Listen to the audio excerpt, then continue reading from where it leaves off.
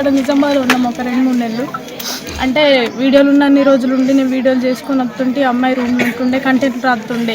ఇక మొన్న సడన్గా ఇట్లా ఇంటర్వ్యూలు ఫేమ్ అయిన నుంచి ఇంటర్వ్యూలకు పోయినాం. ఇంటర్వ్యూలకు కూడా ఆయన కార్లోనే పోయినాం. తీసుకుపోయినాం. మంచిగానే ఉండే, ఇంటర్వ్యూ కూడా చేసినాం. ఇక ఫేమస్ అయినాం కదా. ఇక ఆమెకు వచ్చే రికార్డింగ్లు ఆమెకు వచ్చినాయి, నాకు వచ్చిన రికార్డింగ్లు నాకు వచ్చినాయి. అయితే అక్క వాళ్ళ ఇంటికి 20 రోజులు ఉండే కదా. ఇక అక్కడి నుంచి అటే వెళ్ళిపోయింది ఇక అమ్మాయి. నేను పెళ్ళైన నుంచి నేను పెళ్ళికోలేను. ఫస్ట్ ఆఫ్ ఆల్ పెళ్ళికి రమ్మంటే మా చింతత చనిపోయిన ముట్టుకుంటుందని నేను పోలేను, పెళ్ళికోలేను. పెళ్ళైన నుంచి కలవలేదు, పెళ్ళికోలేనని వారం రోజులు మాట్లాడలేదు. ఇక నన్ను చిక్కి అనుడు తక్క. ఈ పాటలు రెండముండ పాటలు వాడి నుంచి ఏ రండా అంటుండే, అక్కుతోటి నన్ను ఏ రండా అంటుండే, ఏ చెప్పే అంటుంటే ఇట్లని. అయితే మొన్న వారం రోజుల కిందటనే ఇద్దరం ఎంజాయ్గా అంటే ఇద్దరు వెళ్ళాల ముద్దుల మొగడని ఒక సాంగ్. అంటే ఆమెకు వచ్చిన ఆఫరే చిక్కి మనం ఇద్దరం పడితే మంచిగా ఉంటుందట. అంటే ఇద్దరిని వెళ్తే మొన్న మనం 1 వీక్ అవుతుంది. ఇద్దరు వచ్చిర్రు, కార్లో వచ్చిర్రు. రికార్డింగ్ పోయినాం, రికార్డింగ్ చేసినాం.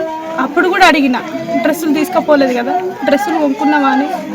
ఎట్లున్నావు, మంచిగా ఉన్నావంటే ఏరంట ఎప్పుడు నీకు గవ్వేగాల ఇక్కడ పాట నేర్చుకో అని నన్ను గదిరిచ్చి పెట్టింది. 2 రికార్డింగ్లు నేను పాట నేర్చుకున్నాం. పాట వర్ణం 12 అయింది రికార్డింగ్ స్టూడియోలో. ప్రొడ్యూసర్ అన్న వాళ్ళు ఏమన్నారు, చిక్కిని బస్ ఎక్కించిపోరు అని అంటే నైట్కు జేబీఎస్లో నన్ను 2 గంటలకు కూడా బస్ ఎక్కించారు. మొన్న 1 వీక్ కిందటి బస్ ఎక్కించారు.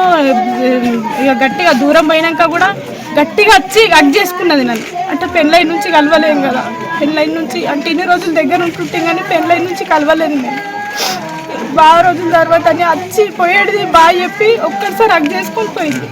నేను కూడా బస్ ఎక్కినట్టు ఫోన్ చేసినా పోయినాక కూడా మంచిగానే ఉంది. పోయినావా అంటే నేను ఇంటికి చేరుకున్నాను. నేను కూడా మార్నింగ్ కాల్ చేసిన, సరే నేను వండుకుంటా, నిద్ర లేదు కదా అని పండుకున్నది. ఇక నాకేం చెప్పలేదు. ఇట్లానే అమ్మ వాళ్ళతో మాట్లాడుతుంటే మొన్న కూడా అమ్మ మాట్లాడింది. అమ్మ మాట్లాడుతుంది, నేను నాన్నకు డైలీ చేస్తుంటే 2 రోజులకు ఒకసారైనా నాన్నకు నాన్న మాట్లాడుతుంది. నేను వీళ్ళకి కూడా ధైర్యం చెప్పేదాన్ని. ఎందుకంటే అమ్మ నాన్న మాట్లాడతలేరు, అక్క మాట్లాడతలేదు, నా ఫ్రెండ్ ఎంత కుమిలిపోతుందో వాళ్ళు మాట్లాడకపోతాను. అప్పుడు మాత్రం నేను మాట్లాడినా, ఎట్లున్నావు ఆడ, ఎట్లుంది వాతావరణం. నేను అసలు పెళ్ళికి రమ్మన్నది, అసలు నాకు దేవుడు అట్లా చేసిందో తెలియదు కానీ నేను పెళ్ళికి కూడా పోలేదు. శృతి మా బృందంలో ఒక సభ్యురాలుగా ఉండేది. గత ఒక 10 సంవత్సరాల నుండి మాతో తిరుగుతూ ప్రోగ్రాం చేస్తూ అనేకమైనటువంటి ప్రోగ్రాంలో చురుకుగా పాల్గొన్నటువంటి వ్యక్తుల్లో మొట్టమొదటి వ్యక్తి శృతి. ఎందుకంటే అసలు ఆమె గురించి చెప్పాలంటే మా గుండె బాగా బరువెక్కిపోతుంది. ఆమె ఎంత గొప్ప సింగర్ అంటే వాస్తవంగా చెప్పాలంటే నిజామాబాద్లో ద నంబర్ 1 టాలెంట్ శృతి.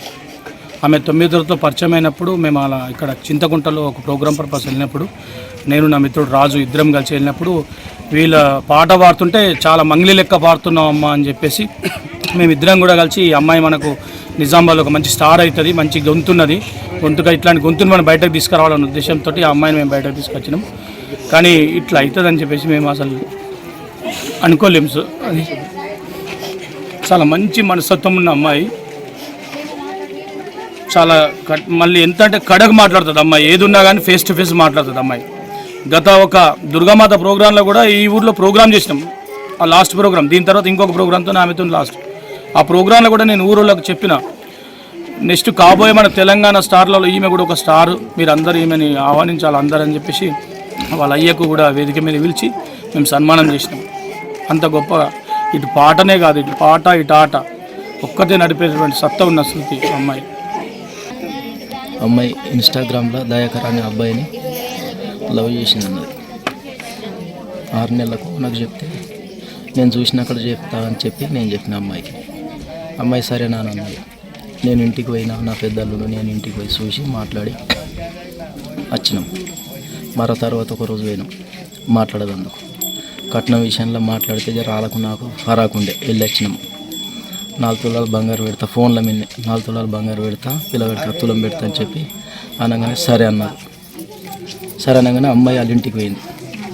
వాళ్ళ ఇంటికి పోతే అమ్మ ఆడ ఉండద్దు, అది కరెక్ట్ కాదు, మనం సోమవారం నాడు చేయగడుగా పోవడం ఉంది అని చెప్పేసి అమ్మాయిని తోలుకరణ పోతే అమ్మాయి రాను అన్నది.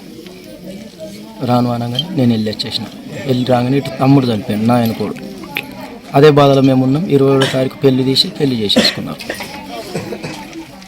ఆకాడికి మేము పెద్ద మనుషులతో మాట్లాడిపిస్తే కూడా మాకు ఇట్లా మేము బాధలు ఉన్నాం, మా తమ్ముడు అయిన బాధలు, మరి పెళ్ళి ఆపర్రి, ఇంకా డేట్ జరుపుకుందాము, తర్వాత చేద్దామని చెప్పి ఒప్పుకున్నాం. అయినా చేయలేరు. మా ఇష్ట ప్రకారం మేము చేస్తున్నాం, అమ్మాయి ఒప్పుకున్నది, మేము చేసేస్తున్నాం, మీరు రండి రాకపోండి అని చెప్పి చెప్పడం జరిగింది. చేసుకున్నది అమ్మాయి, అయిపోయింది. 21వ తారీఖు పెళ్ళి అయిపోయింది. మాకు ఇక ఫోన్ కాల్స్ రాలేవు. మొన్న 5 రోజుల కింద వాళ్ళ అమ్మకు కూతురు శృతి ఫోన్ చేసి మాట్లాడింది అమ్మతో. ఏం మాట్లాడిందో అమ్మ చెప్పలే. నిన్న ఎక్కడ మార్చరిలా గజ్వెల్లి కాడ అక్కడ చెప్పింది. ఏమైంది అని నాకు ఇట్లనే అడిగితే చెప్పడం జరిగింది. నాకు మొన్న చెప్పింది కానీ మా ఆయనకు చెప్పలేదు. నేను నాకేదో బాధ అవుతుంది, ఇక్కడ బాధ పెడుతున్నారు, నాకు ఎటో అవుతున్నది అని చెప్పడం జరిగింది. కట్నాల గురించి వేధింపులు చేస్తున్నారని అన్నారట. మా భార్య నిన్న చెప్పడం జరిగింది నాకు. లేకపోతే నేను మా అమ్మాయిని తెచ్చుకుంటుంటే అక్కడ పోయినాం పోలీసులు, మేమందరం పోయి క్లారిటీ జాగా చూస్తే ఆడ ఏం లేదు. ఆడ జరిగింది ఊరేసుకున్నట్టు ఆడ లేనే లేదు. వాళ్ళు ఊరేసుకున్నది ఇట్లా చనిపోయిందని చెప్పారు కానీ అక్కడ లేదు. చంపేసారు, 100% హత్య చేసారు. అటెండ్ మర్డర్ అంటే జీవిత ఖైదీ లెక్క అటే ఉంచాలి, అవన్నీ బయటకు రానియద్దు. ఇట్లాంటిది నా అమ్మాయికి జరిగింది ఇంకో అమ్మాయికి జరగకుండా కావాలని కోరుకుంటున్నాను.